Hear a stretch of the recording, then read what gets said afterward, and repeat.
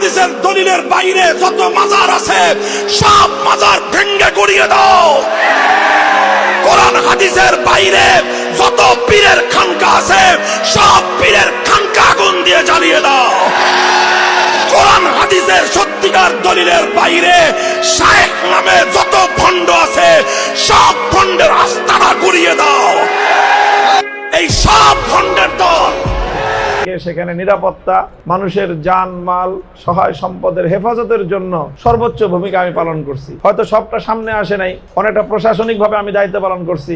প্রশাসনকে বলছি অমুক জায়গায় আপনারা অ্যালার্ট থাকবেন, ওখানে যেন কেউ হাত দিতে না পারে। তো আমি আপনাদের কাছে এটাই আমার পলিসি, আমার কর্মপন্থা এটাই যে আমরা যারা মাজারকে সম্মান করেন আমরাও মাজারকে সম্মান করি।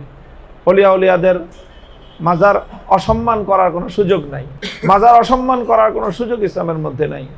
হ্যাঁ, মাজারে কয়টা কাজ করা যাবে, কয়টা করাটা ভালো হবে না, এই জায়গায় দুই একটা বিষয় একটু মত পার্থক্য থাকতে পারে। সেটা বুঝের বিষয়, সেটা আলোচনার বিষয়, মারামারির বিষয় সেটা না, এটা মূল কথা।